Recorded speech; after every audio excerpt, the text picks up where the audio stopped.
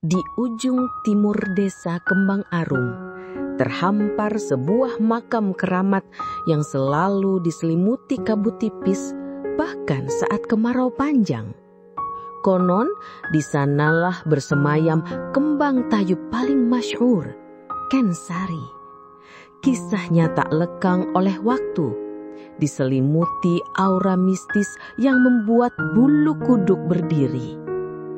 Semua bermula saat seorang kembang tayub muda dari desa sebelah nekat menari di makam itu. Ia ingin menguji mitos yang beredar. Kata orang, jika ada penari yang mencoba menandingi kecantikan dan kemahiran Ken Sari, arwahnya akan bangkit dan menuntut bayaran. Malam itu, di bawah temaram rembulan, tabuhan gamelan yang mengiringi tarian sang penari mendadak berhenti. Alunan gending berubah menjadi lirih, seolah ditiup angin dari arah pusara. Aroma melati yang semerbak menusuk hidung, disusul bisikan-bisikan aneh yang tak jelas sumbernya. Sang penari jatuh pingsan, dan sejak saat itu ia tak pernah bisa menari lagi. Setiap kali ia mencoba meliukan tubuh, kakinya terasa kaku seperti kayu. Dan bayangan perempuan bergaun jarit kuno dengan selendang yang melambai-lambai selalu muncul di pelupuk matanya. Namun, bukan hanya cerita itu yang beredar. Beberapa tahun kemudian, seorang arkeolog datang ke desa itu. Ia tertarik dengan kisah makam Ken Sari dan ingin meneliti artefak-artefak kuno yang mungkin ada di sana. Masyarakat sudah memperingatkan, tapi ia tak percaya. Ia tetap melanjutkan penelitiannya di area makam, bahkan sampai larut malam. Malam itu, warga desa mendengar suara gamelan dari arah makam. Bukan gamelan pengian tayub biasa, melainkan alunan yang melengking, menusuk telinga dan membuat jantung berdebar tak karuan. Suara itu terdengar seperti jeritan dan tawa yang menyatu. Warga ketakutan, tak ada yang berani mendekat. Keesokan harinya, arkeolog itu ditemukan di dekat makam. Ia tidak terluka secara fisik, tapi matanya melotot. Pandangannya kosong, dan di bibirnya terukir senyum yang aneh yang sangat mengerikan. Di tangannya ia menggenggam sebuah sisir tua yang terbuat dari kayu jati. Sisir yang konon adalah milik Ken Sari. Sejak saat itu, setiap malam Jumat Kliwon, dari makam itu akan terdengar alunan gamelan dan bisik-bisik lirih, seolah ada yang sedang bersiap untuk menari. Warga desa mulai terbiasa dengan suara-suara aneh itu. Mereka menganggapnya sebagai bagian dari kehidupan di dekat makam keramat Ken Sari. Tapi suatu malam sebuah kejadian tak terduga kembali terjadi. Seorang pemuda desa bernama Joko yang dikenal berani dan gemar menguji nyali tak sengaja menjatuhkan senternya di dekat makam. Ia terlalu takut untuk mengambilnya malam itu dan memutuskan untuk menunggu sampai matahari terbit. Keesokan harinya, saat Joko kembali, senter itu tidak lagi berada di tempatnya. Di samping batu nisan Ken Sari, tergeletak sebuah selendang berwarna hijau pupus. Selendang itu basah dan mengeluarkan aroma melati yang begitu kuat. Joko bergidik, ia tidak berani menyentuhnya dan segera kembali ke rumah. Sejak malam itu, ia selalu merasa ada yang mengikutinya. Ketika ia berjalan di pematang sawah, ia mendengar suara gerisik selendang yang melambai-lambai di belakangnya. Saat ia tidur, ia merasa rambutnya diusap-usap. Puncaknya, suatu malam ia terbangun dan melihat sesosok perempuan dengan wajah tertutup rambut panjang berdiri di samping tempat tidurnya. Perempuan itu tak berbicara, tapi ia menari. Gerakannya lambat, gemulai, dan tak terputus. Joko tak bisa berteriak. Badannya kaku, tak bisa digerakkan. Ia hanya bisa melihat tarian perempuan itu hingga fajar menyingsing. Setelah kejadian itu, Joko menjadi pendiam. Ia tak pernah lagi keluar malam dan selalu menghindari makam Kensari. 3 bulan kemudian, ia menghilang. Warga desa mencarinya, tapi tak menemukan jejaknya. Sampai suatu hari, seorang sesepuh desa menemukan sebuah kain hijau pupus tersangkut di dahan pohon beringin di dekat makam. Kain itu tak lain adalah selendang yang pernah dilihat Joko.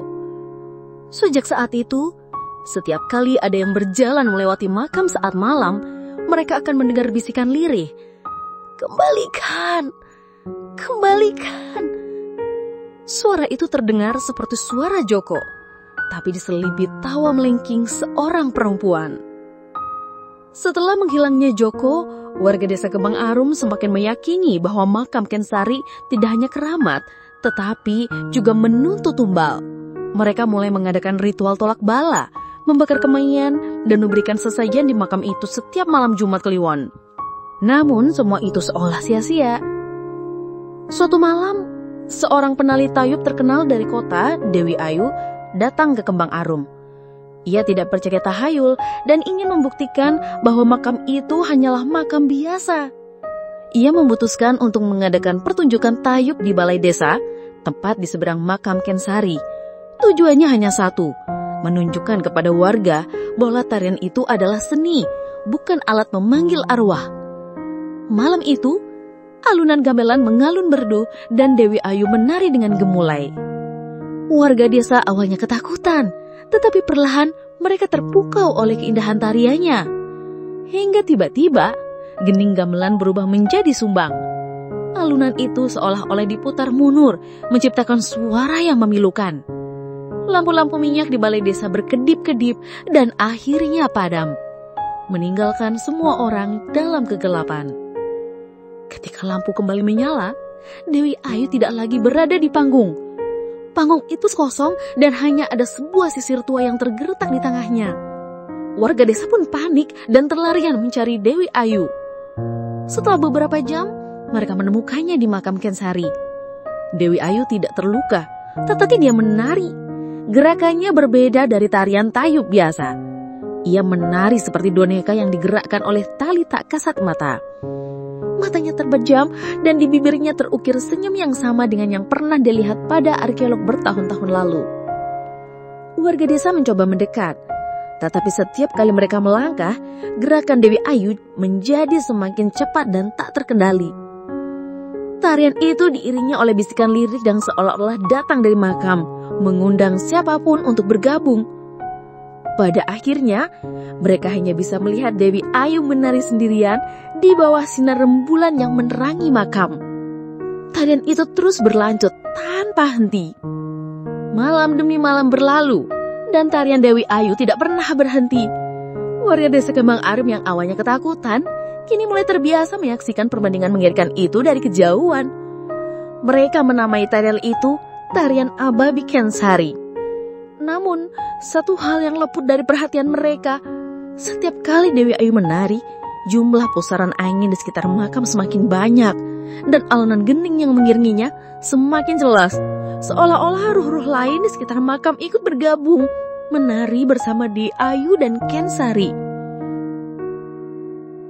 Suatu malam, seorang anak kecil bernama Bagas nekat mendekat ke makam. Ia ingin melihat lebih jelas tarian itu. Di sana, ia melihat Dewi Ayu menari dengan mata terpejam, tapi air mata mengalir deras dari sudut matanya. Bagas tak mengerti kenapa Dewi Ayu menangis saat menari.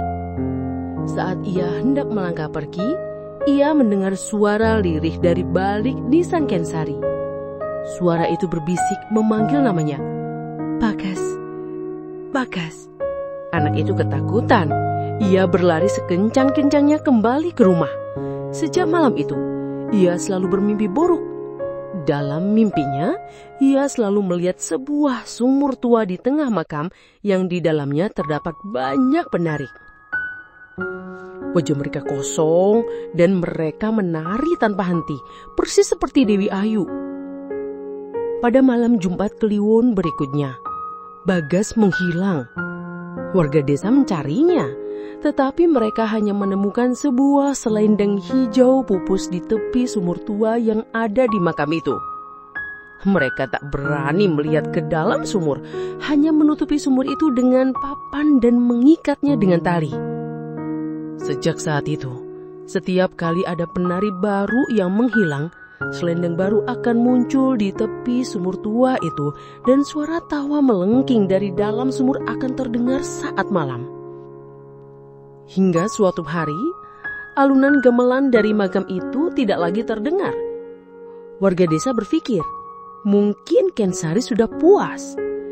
Namun, saat mereka memberanikan diri untuk mendekat, mereka melihat makam itu kosong.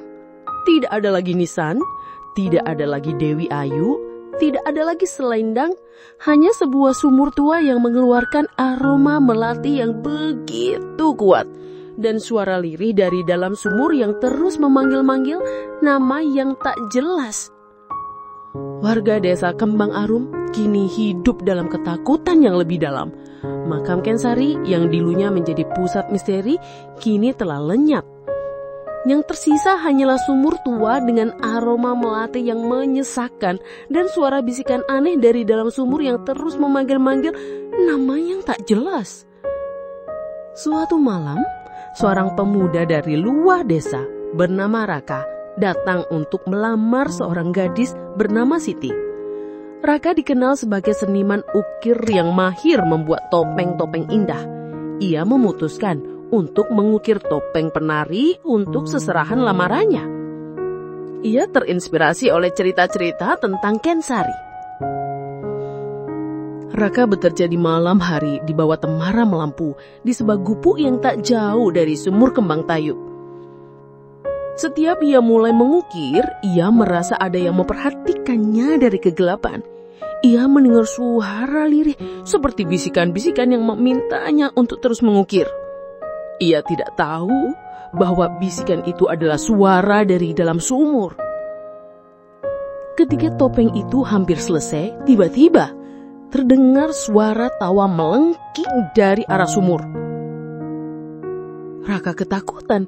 Ia segera menghentikan ukirannya dan memutuskan untuk pulang. Namun ia merasa kakinya tak bisa bergerak. Topeng yang diukirnya melayang di udara dan di hadapannya muncul bayangan seorang perempuan bergaun di jarit kuno. Perempuan itu menari dengan anggun dan senyumannya terlihat aneh, menakutkan. Raka melihat wajah perempuan itu dan ia terkejut.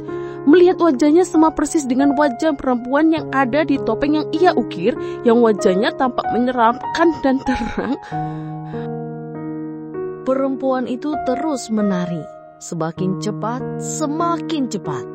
Raka tidak bisa berbuat apa-apa selain melihat tarian itu.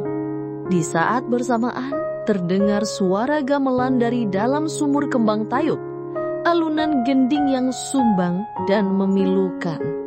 Suara gamelan itu semakin keras dan tarian perempuan itu semakin tak terkendali. Saat fajar menyingsing, warga desa menemukan Raka tergeletak di depan guduknya. Ia tidak sadarkan diri dan topeng ukirannya sudah hancur berkeping-keping. Di salah satu pecahan topeng itu terukir tulisan dengan darah. Tari ini takkan pernah usai. Sejak kejadian itu, setiap malam warga desa melihat bayangan seorang penari yang menari di atas sumur kembang tayub, diiringi alunan gamelan yang sumbang dan tak pernah berhenti. Bayangan itu mirip dengan perempuan di topeng dan diukir Raka, dan ia takkan pernah usai menari. Sejak kejadian Raka, sumur kembang tayub tak lagi beraroma melati, melainkan mengeluarkan bau anyir yang menusuk hidung. Bayangan penari di atas sumur semakin jelas dan sering terlihat, seolah-olah ia bukan lagi bayangan, melainkan sosok nyata. Suara gamelan sumbang yang mengiringi tariannya pun semakin nyaring. Kadang diselingi tawa dan tangisan yang berbaur menjadi melodi menakutkan. Di antara kegelisahan yang melanda, seorang dalang wayang kulit keliling bernama Ki Haryono datang ke desa. Ia merasa terpanggil untuk membersihkan desa dari roh jahat yang mengganggu. Dengan izin dari sesepuh desa, Ki Haryono memutuskan untuk menggelar pertunjukan wayang kulit semalam suntuk di balai desa, berhadapan langsung dengan sumur kembang Tayub. Malam itu, diiringi tabuhan gamelan yang merdu, Ki Haryono mulai menceritakan kisah Panji dengan lakon Tali Asih.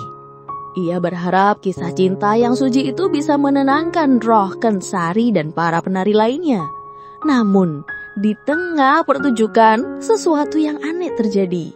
Bayangan penari atas sumur mulai menari mengikuti alunan gamelan Ki Haryono. Tapi gerakannya tidak lagi kaku seperti boneka, melainkan lembut dan penuh emosi. Ki Haryono terkejut, namun ia tetap melanjutkan pertunjukannya. Ia mencoba mengubah alur cerita menjadi kisah yang lebih agung, berharap bisa mengusir roh-roh jahat. Namun setiap kali ia mencoba, bayangan penari itu semakin menari dengan lincah, seolah-olah ia sedang berdialog dengan Ki Haryono melalui tariannya. Ki Haryono menyadari ia tidak sedang berhadapan dengan roh jahat, melainkan dengan sebuah kisah yang belum selesai.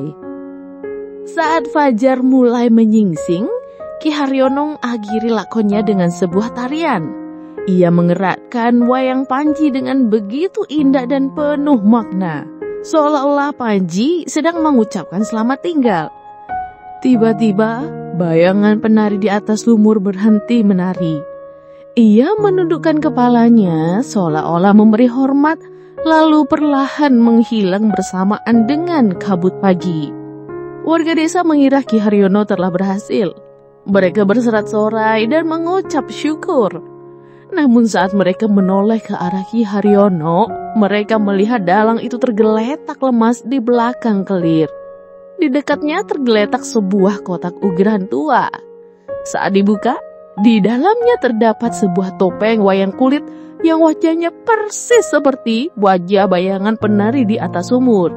Di balik topeng itu, tertulis sebuah ukiran. Aku adalah pelipur lara yang tak pernah berpulang. Kotak ukiran tua itu menjadi teka-teki baru bagi warga desa. Ki Haryo yang perlahan pulih tidak ingat apa-apa tentang kotak itu. Ia hanya mengingat sebuah mimpi aneh, di mana ia melihat banyak penari di dalam sumur dan seorang perempuan dengan topeng wayang kulit yang menari di atas mereka. Perempuan itu tidak terlihat marah, melainkan sedih. Semenjak saat itu, setiap kali bulan purnama, kotak ukiran itu akan mengeluarkan alunan gending gamelan yang merdu, bukan lagi sumbang seperti sebelumnya. Alunan itu seolah-olah memanggil, dan beberapa orang di desa mulai merasa tertarik untuk mendekat. Salah satunya adalah gadis muda bernama Lastri, yang baru saja kembali dari kota, dan memiliki bakat menari. Lastri, tanpa disadari, seringkali menarikan gerakan yang sama persis dengan yang ada dalam mimpinya. Gerakan yang gemuai dan penuh kesedihan. Suatu malam, Lastri terbangun dari tidurnya. Ia merasa ada yang memanggilnya. Di luar jendela, ia melihat sebuah cahaya kecil yang melayang menuju sumur kembang Tayub. Lastri yang penasaran mengikuti cahaya itu. Di sana, di samping sumur, ia menemukan kotak ukiran tua itu terbuka. Di dalamnya, topeng wayang kulit yang wajahnya mirip dengan bayangan penari itu bersinar terang. Lastri melerayah topeng itu, dan saat ia menyentuhnya, ia melihat sebuah kilasan masa lalu. Ia melihat Kensari, penari yang cantik dan penuh cinta, menari untuk kekasihnya. Ia melihat kebahagiaan, tawa, dan air mata. Namun, tawa itu berubah menjadi tangisan saat kekasihnya pergi meninggalkannya. Kensari yang patah hati menari dan menari tanpa henti hingga ia meninggal di makamnya. Tarian itu adalah ekspresi kesedihan yang tak pernah terucap. Ketika Lastri tersada, ia sudah berdiri di tepi sumur kembang tayub. Alunan gening gamelan dari kotak ukiran itu terdengar begitu jelas. Lastri menatap pantulan dirinya di air sumur dan ia melihat bayangan perempuan dengan topeng wayang kulit di wajahnya menali dengan air mata yang mengalir. Lastri tidak tahu lagi apakah ia Lastri atau ia Kensari atau penari lain yang telah memilih untuk menari selamanya. Ia mulai menari mengikuti alunan gending yang memanggil-manggil dan melangkah perlahan menuju sumur kembang tayub, di mana ia melompat masuk ke dalam kegelapan. Sejak malam itu, Lastri menghilang dan topeng wayang kulit itu tidak pernah ditemukan lagi. Namun setiap malam Jumat Kliwon, dari dalam sumur kembang tayub terdengar suara tawa melangking disusul dengan tangisan lilih yang memilukan. Alunan gending gamelan pun tidak lagi merdu, melainkan kembali menjadi sumbang, seolah-olah ia meratapi nasib seorang penari yang tak pernah bisa berhenti menari. Dan terkadang di permukaan sumur terlihat sebuah bayangan wajah yang menangis yang tak tahu lagi apakah ia Kensari atau Lastri atau penari lain yang telah memilih untuk menari selamanya. Bertahun-tahun berlalu, desa Kembang Arum kembali sepi. Sumur kembang tayub tak lagi mengeluarkan bau anyir. Tak ada lagi alunan gamelan sumbang. Dan tak ada lagi bayangan yang menari di permukaannya. Warga desa pun mulai melupakan kisah-kisah mengerikan yang pernah terjadi.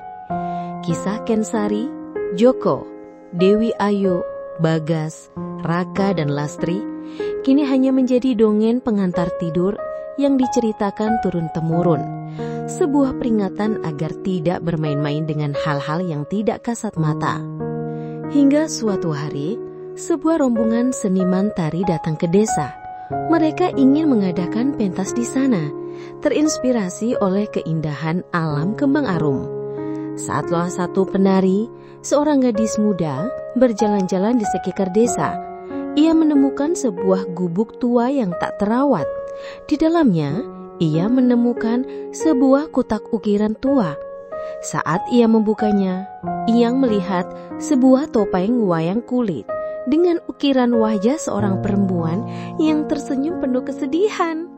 Tiba-tiba, dari dalam kotak itu terdengar alunan gending gamelan yang merdu, namun pilu. Gadis itu meraih topeng itu dan menempelkannya di wajahnya. Ia mulai menari. Gerakannya gemulai, anggun, namun penuh duka. Ia menari seolah-olah ia sudah menari selama berabad-abad, menarikan sebuah kisah cinta yang tak pernah usai. Dan kisah pun selesai.